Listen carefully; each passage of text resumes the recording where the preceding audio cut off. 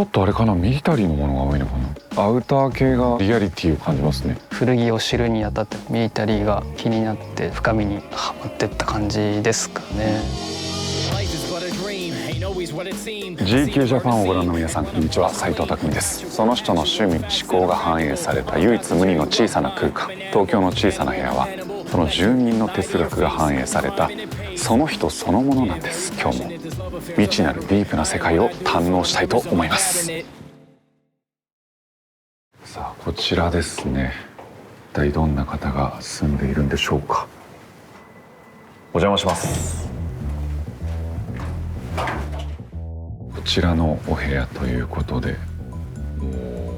お洋服がとにかくたくさんありますね。お店みたいですね。ちょっとあれかな、ミリタリーのものが多いのかな。かなり多分僕詳しくないですけど、いろんな国のこの実際のものとかなのかな。こういう色のものが多分普通の一般的だと思うんですけど、迷彩とかモスグリーンというかね。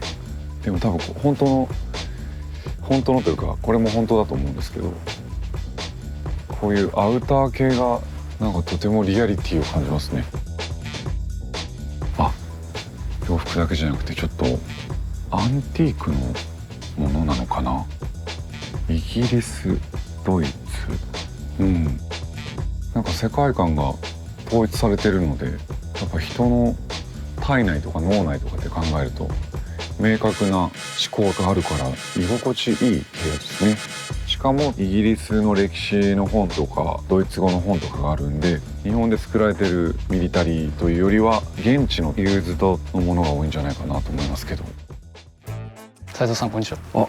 飯田と申します。住人の飯田さん。飯田です。よろしくお願いします。よろしくお願いします。よろしくお願いします。やっぱ飯田さんはおしゃれな方なので、アパレルの関係のお仕事。そうですね。僕は渋谷の方で古着屋をやってます。やはりそのお店もテイストとしてはこういうミリタリー系の、そうですね。ミリタリーとかヴィンテージのものをメインでやってます。それってどこかから買い付けられたり？そうです。基本ヨーロッパで、イギリスとかフランス、ドイツ、オランダとかその辺。それでこの語学のものだったりあんまり勉強できてないですけど。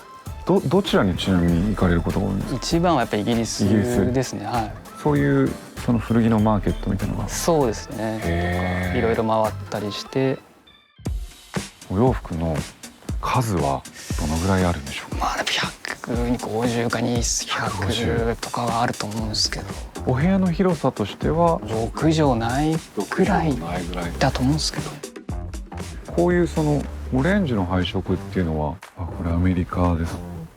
山用とかの遭難したら分かりやすいようなとか、なんか確か探索部隊かなんかあったと。探索部隊。すいません、勝手にどんどん触ってますけど。どうぞ。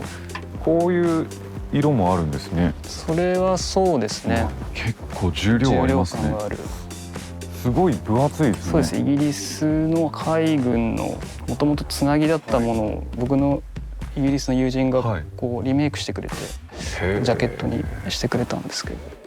やっぱり迷彩のイメージを勝手に持っちゃうんですけど、国によってだったりその部署によってだったり変わってくるんですね。でもそれとかは多分ゴム引き。はいです。こっちはコットンだと思うんですけど。40年代ぐらいの。アメリカ海軍。やっぱあれですかね、持ちがいとか丈夫なんですね。丈夫ですね。やっぱりミリタリーは基本やっぱり丈夫に作られてるんで、やっぱある程度じゃないと静止画ができてるんで。なんかやっぱ新品よりその40年代とかって聞くと、すごくそのミリタリーの価値をなお感じる気がします。アンティークというかちょっと面白い部類ですね。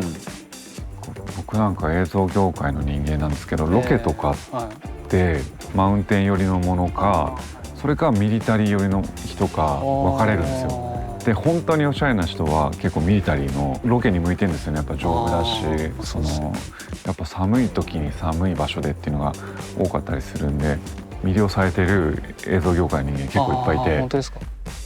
この中で価値観を感じて、今お気に入りでもいいと思うんですけど。そうですね。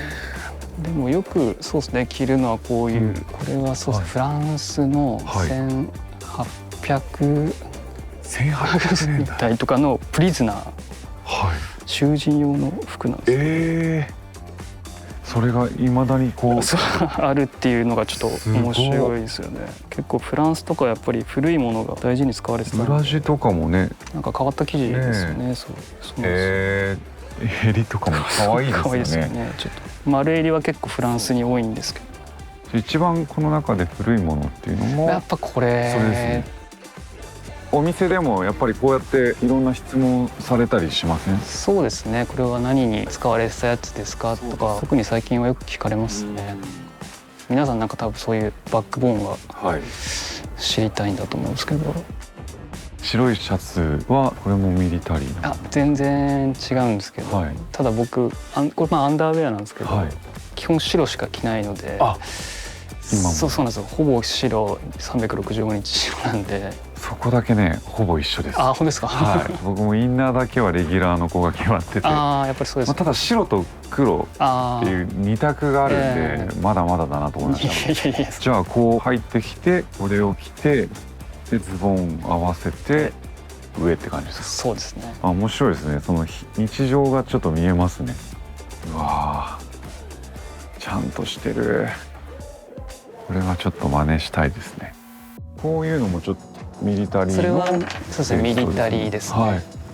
これはちなみにこれはイギリスのランドリーボックス。こんなおしゃれなんですね。そうなんです。こういうものも現地で買われるんですか？現地で買って送って持ってきてますね。こういう棚みたいなものが和の雰囲気も感じたりするんですけど。これとかも着物？これは違うんです。これ全部生地。生地なんですね。今後お店でリメイクで作る用の生地をまだちょっと作れてないんで、ここに。それもミリタリー？いや、これはいろいろですね。すごい分厚いですね。結構しっかりした生地なんですけど、本来は多分ヨーロッパのワークウェアとかにジャケットとかに使われるやつですね。これ実際何かで多分着られちゃったのを、多分あんまり生地を買ってきたんで、この状態で買ってきてるんですけど、ちょっとそのなんか着物に見えたんですね。そうですね。ちょっとでも直す素材なんだ。そうなんですよ。全部素材で。双眼鏡ですか？ちょっと触れてもいいですか？全然失礼します。イギリスのしっかり多分見えると思うんですけど、すごい。全然今もこのセロテープのそうですね。これも昔のイギリスの。いいですか？全然すごい重いですよ。うわ、この重さもいい。うわ、重っ。これも向こうで買われたんですか？そうです。結構文房具好きで、こういうホッチキスとかも本当だ。お店にもこういう。お店にもありこれ嬉しいですよね。こういう世界が好きでいらっしゃった方は。飯田さん、この世界というかこの部屋の中にたどり着くまできっかけっていうのはあったんですか？そうですね。もともと10代ぐらいから古着が好きで、なんかこう人と被らないものが結構好きだったので、その当時からこういろいろ変なもん着てとかやってたんですけど、でそこからこうどんどん古着を知るにあたって、なんかちょっとミリタリーが気になって、しかも結構ミリタリーっていろんな洋服の元だったりするじゃないですか。トレンチコートは軍物から来てるとか、なんかそういうのが結構面白くて、どんどん深みにはまってった感じですかね。そういう未来ってその10代の頃って？そうです。10代の頃にまず古着屋さんで働きたくて、ただ地元にあんまなかったので。地元はどちらなんですか？僕新潟なんですけど、そこから東京出てきて、運よく前の職場に入れて、そこで10年ぐらい働いて。そこはまさにこういうそのミリタリーのものをとかも多いですし、もう全般本当に家具から何から全部あるようなお店だったんですけど。じゃあそこで結構その素地というかそうですね。この部屋は今後どういう風な部屋になっていきますか？今後はスペースもスペースなんで、土台はできてるんで、もうある程度小物とかをもうちょっとなんか面白いものをいろいろ自分なりに置けたらなとは思ってるんですけど。なるほど。タイニールームユニバース、皆さんいかがだったでしょうか？飯田さんのお部屋、やっぱりお洋服の歴史ですよね。100年以上、下手したら200年近くのその歴史、丈夫であるっていうものを前提としたこう整えるという行為が大事だと思いました。